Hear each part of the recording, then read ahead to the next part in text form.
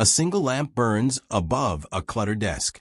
Its glow flickers against stacks of documents, sealed folders, stamped memorandums, and unsigned directives. Outside, the winter wind claws at the window panes, carrying with it the distant hum of a city slowly waking from the exhaustion of war. Inside, 3 men stand silently over a blueprint, not of a machine nor a weapon, but of something far more enduring. A system, a structure that, once built, would weave itself into the fabric of daily life. A mechanism so vast, so intricate, that no citizen of the modern world would ever fully step beyond its reach. One of the men, an architect of quiet authority, exhaled slowly as he pressed his signature into the page. "To secure the future," he murmured. But even then, at 4:12 a.m., in the stillness of that unremarkable office, none of them could imagine just how permanent the system would become. None of them could picture the generations who would be born into it, shaped by it, controlled by it, without ever realizing there had been a time before it existed. And for millions across decades, there would be no returning to that world. This is where our story begins, not with a single invention or a single act, but with a moment of decision. A moment when a group of architects, politicians, economists, engineers, strategists began laying the foundation for a structure that would redefine the modern age. A structure built in silence, refined by crises, expanded by necessity, and ultimately accepted by billions without question. A system designed not simply to organize society, but to manage it, shape it, contain it. A system people would depend upon, rely upon, and participate in, even when they wanted to escape it. This is the paradox at the heart of our narrative. The system was built for protection, yet evolved into control. It was designed for efficiency, yet became a labyrinth. It began as a solution, but grew into a force of its own. To understand this story, we must go back decades before that cold morning in Washington, into the turbulent early 20th century. The world was fractured, exhausted by wars, destabilized by economic collapse. Entire nations teetered at the edge of uncertainty. Governments needed stability. Corporations needed predictability. Military leaders needed coordination. And ordinary people, millions of them, needed safety, structure, and order. In response, a generation of thinkers and planners emerged. Some were visionaries. Some were opportunists. Some believed they were saving the world. Others believed they were reshaping it. Together, often unknowingly, sometimes unwillingly, they laid the bricks of what would become one of the most comprehensive, unbreakable systems in human history. Their names appear in scattered archives. Economists like John Maynard Keynes, technocrats like Vannevar Bush, bureaucratic reformers, military planners, policy architects, and corporate strategists. Each contributed a single piece. A regulation here, a technological framework there, a policy adjustment, a financial mechanism, a communication network, a surveillance protocol, a global standard. None of them built the entire system, but all of them helped shape it. And like a mosaic assembled over decades, their individual contributions formed something far larger and more enduring than they ever imagined. By the mid-20th century, the world faced new challenges: the dawn of global communication, the rise of centralized administration, the spread of mass surveillance technologies, the emergence of economic interdependence, the beginning of data-driven decision-making, the rapid professionalization of bureaucratic control. Each development became another tool, another reinforcement, another layer of permanence. What began as a loose network of structures slowly transformed into a coherent system, one that could regulate borders, economies, populations, information flows, and individual behavior. And while many celebrated its efficiency and reliability, a few noticed something else. Once inside the system, there was no easy way out. Every improvement added convenience, but also dependency. Every safeguard added stability, but also limitation.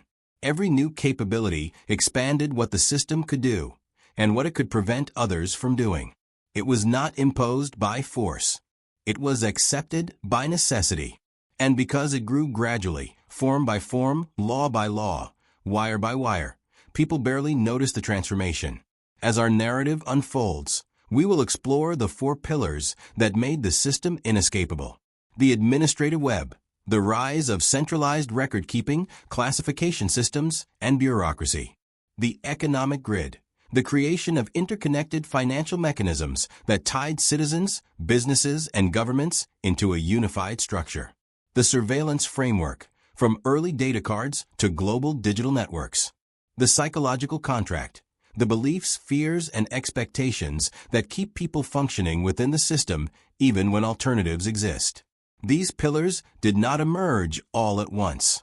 They were built slowly, deliberately, and often invisibly, constructed through decisions made in conference rooms, laboratories, military bunkers, and government offices around the world. By the time the system was complete, it no longer resembled a structure built by human hands, but an ecosystem, a world-sized machine, a system that governs the very boundaries of modern life. And so, the question that shapes this documentary is not simply, how was the system built? But also, why can no one escape it? Was it the architect's intention? Was it an accident of history? Or was it the inevitable result of complexity itself? To answer these questions, we must go back to the beginning, back to the architects, back to the crises that shaped their decisions, back to the moments where they believed they were protecting the world, while unknowingly binding future generations to a structure with no exit door.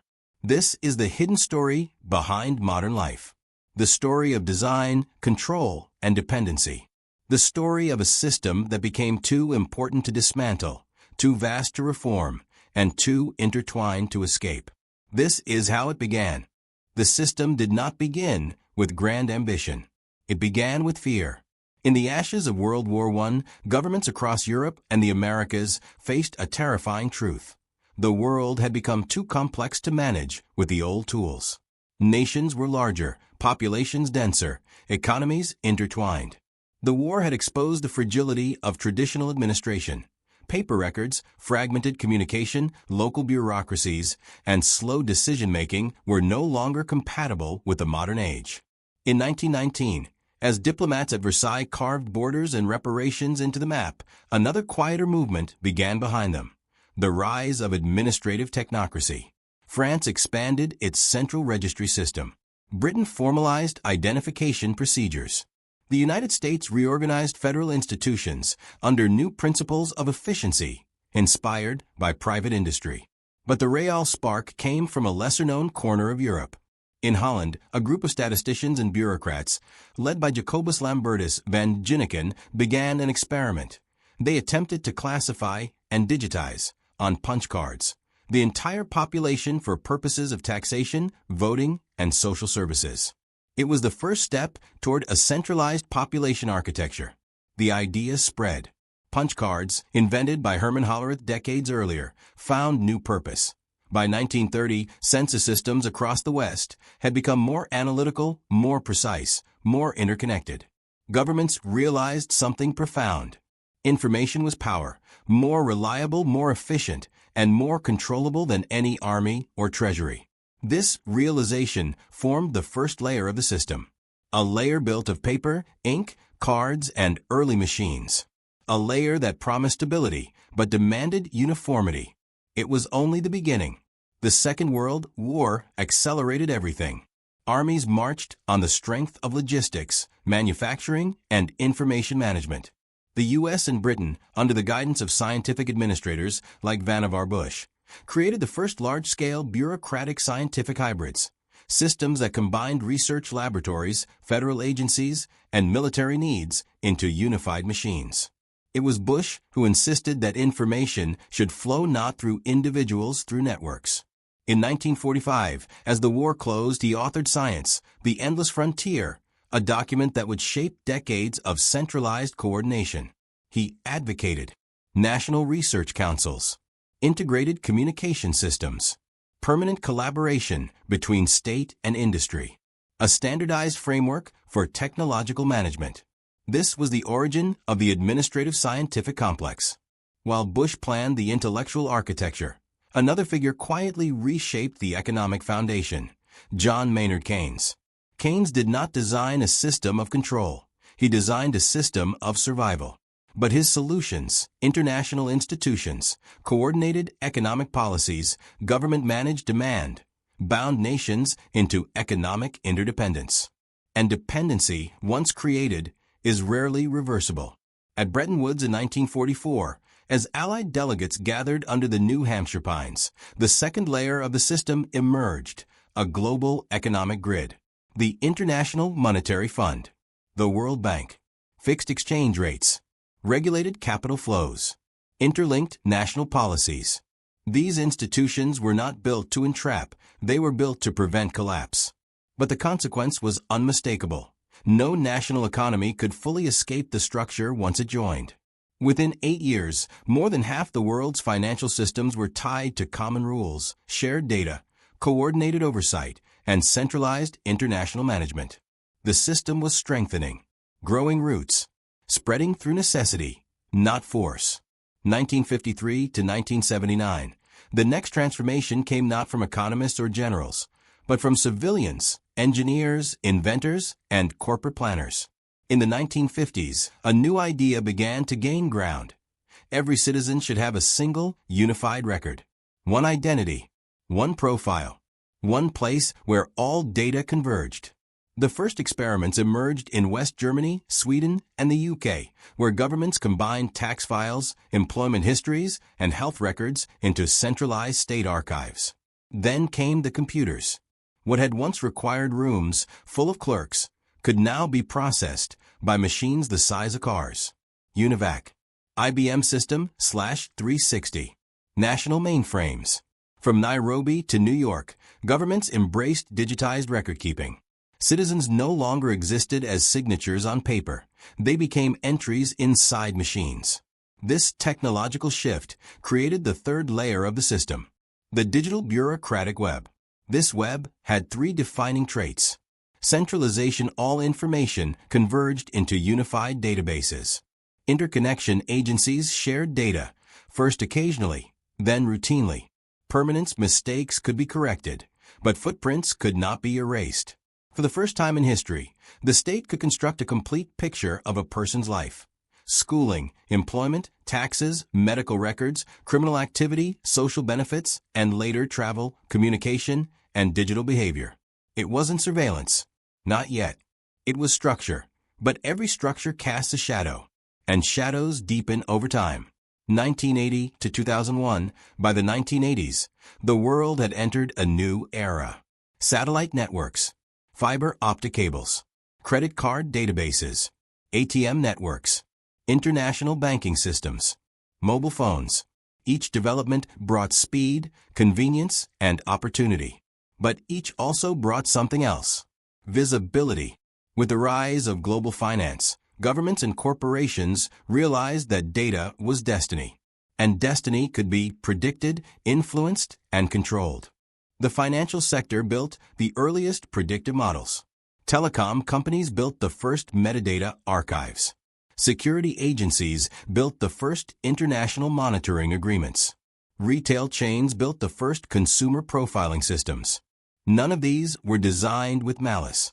They were built for profit, safety, efficiency, or competition.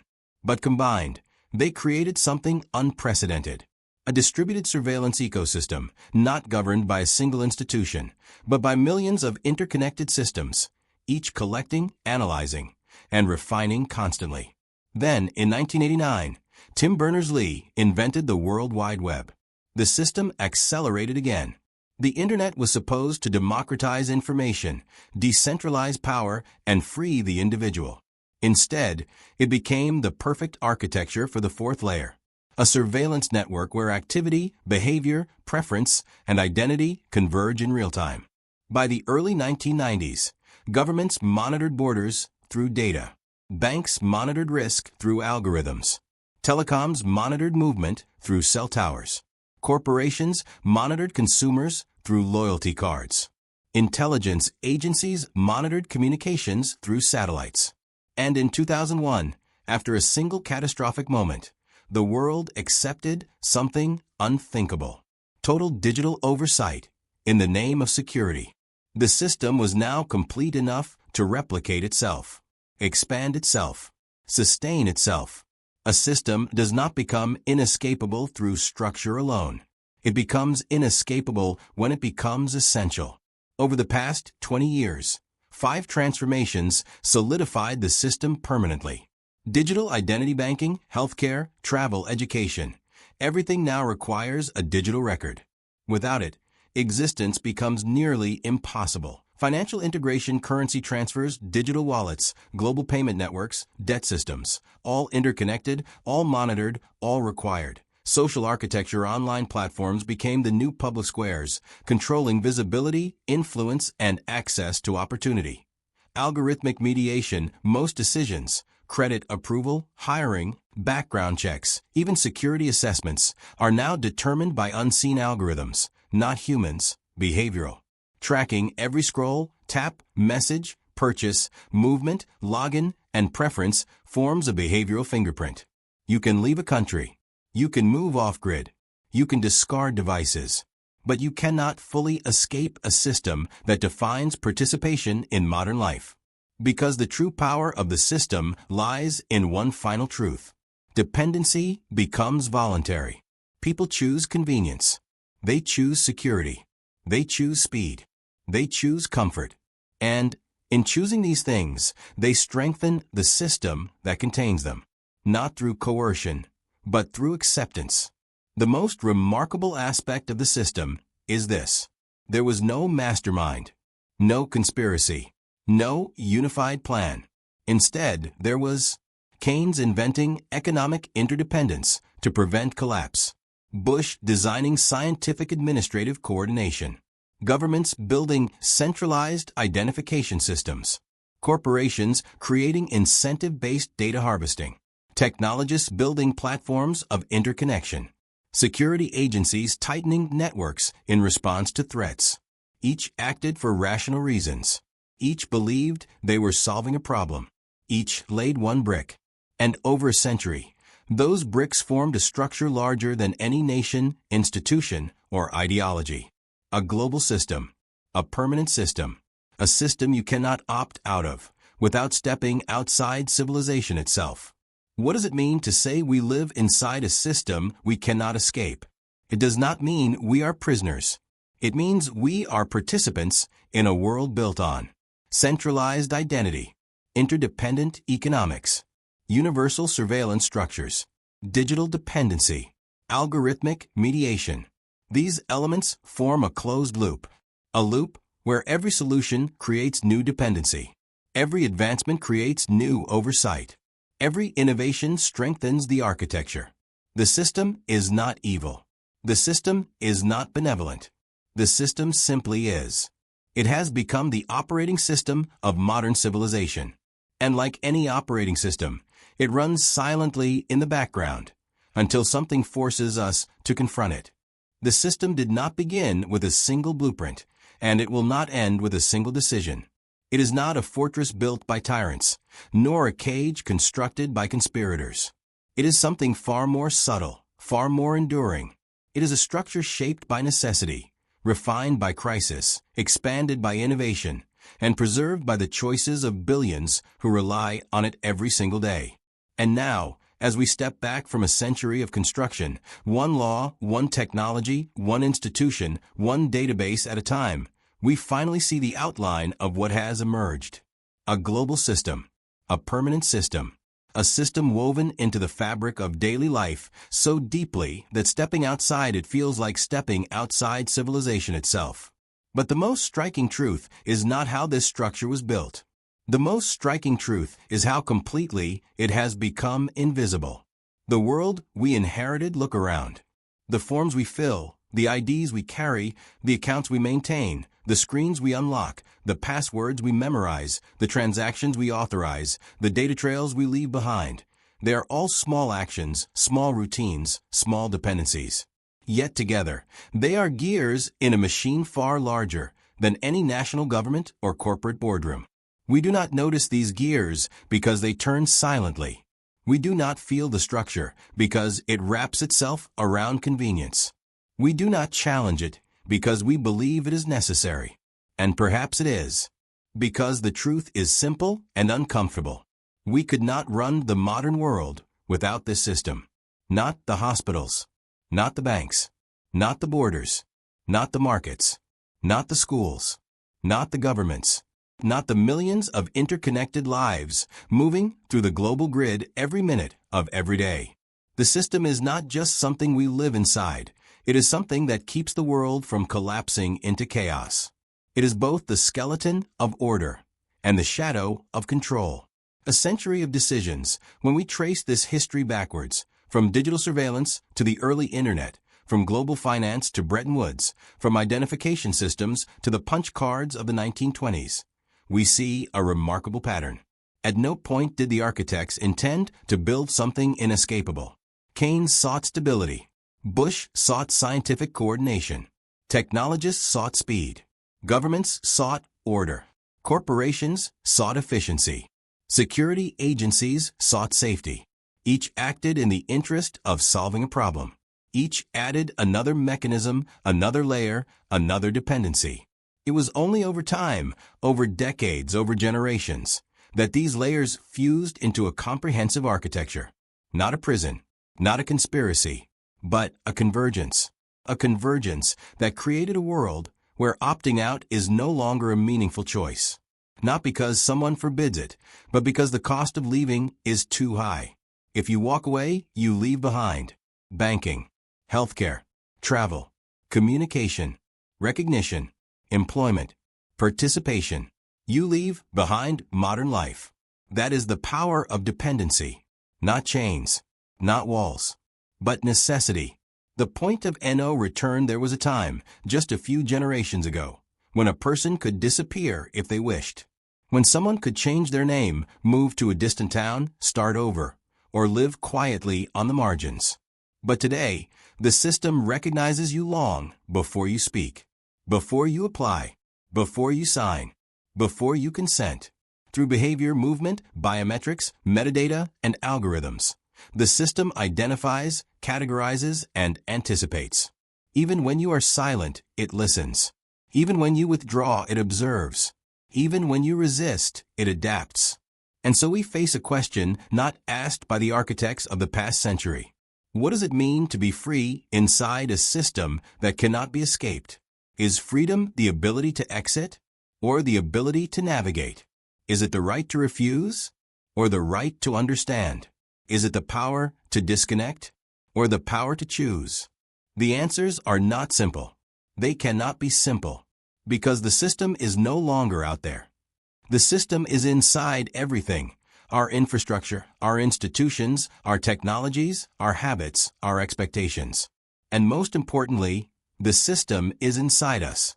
The world the architects never imagined. If the architects of 1919 walked into the world of today, into a landscape of satellites, smartphones, global databases, predictive algorithms, and real-time surveillance, they would believe they were witnessing the workings of a machine beyond human control. In many ways, they would be right. The system has grown so vast, so interconnected, and so dependent on automation that no single institution can command it. No president can dismantle it. No parliament can unplug it. No corporation can dominate it. No intelligence agency can fully map it. It has become something unprecedented in human history. An emergent structure, self-sustaining, self-reinforcing, and self-expanding. A living architecture born not from a central plan, but from millions of independent decisions, each rational in isolation, but transformative in combination. And now we must confront a final reality. The system is not going away. It cannot be undone. It cannot be escaped. But it can still be understood. The choice we still have the purpose of telling this story is not fear. It is clarity. It is to illuminate the architecture that surrounds us, so that we can move through it with awareness instead of blindness. Every system, no matter how vast, contains points of agency. Every structure, no matter how complex, contains doors, not exits, but choices. Every architecture of control contains opportunities for influence, oversight, reform, and adaptation. We cannot abandon the system, but we can shape it. We can regulate it. We can question it. We can demand transparency. We can resist manipulation. We can understand how it functions and where it leads. Because understanding is its own form of power. And in a world where escape is impossible, power does not come from stepping outside the system, but from learning how to navigate within it. A final reflection, so as the documentary ends, one truth becomes clear. The system is not a villain, and it is not a savior. It is a mirror reflecting our fears, our ambitions, our ingenuity, our desire for order, our need for connection, and our endless pursuit of progress, no matter the cost. The architects of the past century built this world, but it is we today who maintain it, we who strengthen it, we who depend on it, we who must decide what it becomes next. Because the system is permanent, but its direction is not. And, in the end, perhaps the most important question is not, can we escape the system? But rather, what will we do now that we can finally see it?